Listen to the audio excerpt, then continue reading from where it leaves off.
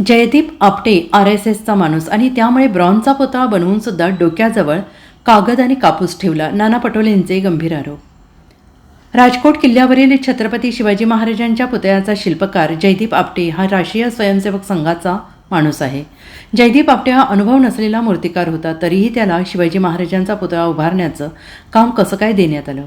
शिवरायांच्या या पुतळ्याच्या डोक्यात कापूस आणि कागद असल्याचं निदर्शनास आल्याचा गंभीर आरोप काँग्रेसचे प्रदेशाध्यक्ष नाना पटोले यांनी केला आहे. ते गुरुवारी नागपूरमध्ये प्रसारमाध्यमांशी बोलत होते आणि यावेळी नाना पटोले यांनी सिंधुदुर्गातील शिवाजी महाराजांचा पुतळा कोसळल्याच्या मुद्द्यावरून भाजपवर गंभीर आरोप केले आणि या सगळ्या कामात राज्य किंवा केंद्राचं सरकार असेल त्यांनी घाई केली आहे. जयदीप आपटे हा राष्ट्रीय स्वयंसेवक संघाचा माणूस आहे.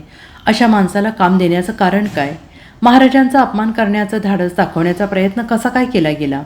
महाराजांचा पुतळा उभारला गेला आणि 8 महिन्यात तो कोसळतो. त्या शिल्पकार आणि आर्किटेक्ट जबाबदार नाहीत, तर राज्य सरकार जबाबदार आहे, असं नाना पटोले यांनी म्हटलेलं आहे. बदलापूर असो किंवा शिवाजी महाराजांचा पुतळा असो, फडणवीस सगळ्याला राजकारण म्हणतात. हे राजकारण नाही, तर आस्थेचा प्रश्न आहे.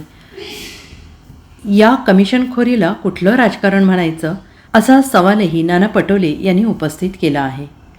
आपल्याला माहिती असेल की या सगळ्या कामामध्येच केंद्राचं सरकार असो की राज्याचं सरकार असो, या दोन्ही सरकारनी घाई केलेली आहे हे त्या ठिकाणी निदर्शनास येते. त्या ठिकाणी सांस्कृतिक संचालनाच्या माध्यमातून जे सर्टिफाईड करायला पाहिजे ते केलं गेलं नाही. त्यासाठी दोन्ही सरकार दोषी आहेत. मूर्तिकार जो आहे त्याला अनुभव नव्हता आणि अशा अनुभवहीन व्यक्तीला ती मूर्ती बनवायला दिली.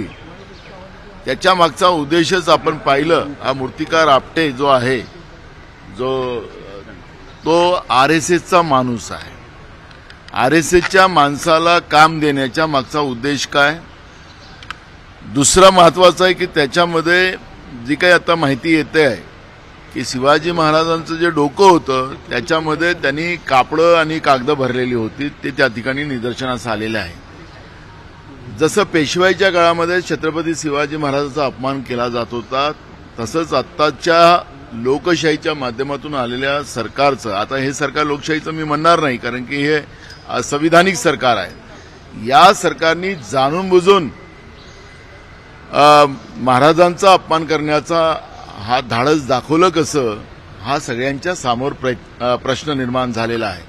कोट्यावधी रुपये जनतेचे खर्च करून महाराजांची प्रतिमा त्या ठिकाणी उभारली गेली आणि उभारल्या गेल्यानंतर 8 महिन्यातच ती प्रतिमा पडली जाते.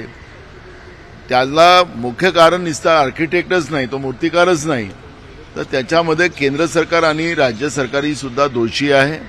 आम्ही DGला पत्र लिहिलेलं आहे की दोन्ही सरकारवर गुन्हे दाखल करा, ही मागणी आम्ही केलेली आहे. आणि राहिले फडणवीस जे सांगतात की आम्ही राजकारण करतो, तर ठीक आहे, आम्हाला राजकारण ते म्हणतात. म्हणजे परवा बदलापूरच्या घटनेत झाले त्यालाही तेच राजकारण म्हणतात. मग तुम्ही कमिशनखोर, जनतेचे पैसे दिवसाढवळ्या तिजोरीतून लुटतात आहे, महाराजांचा अपमान करतात आहेत, याला कुठलं राजकारण म्हणायचं त्याचं उत्तर त्यांनी द्यावं.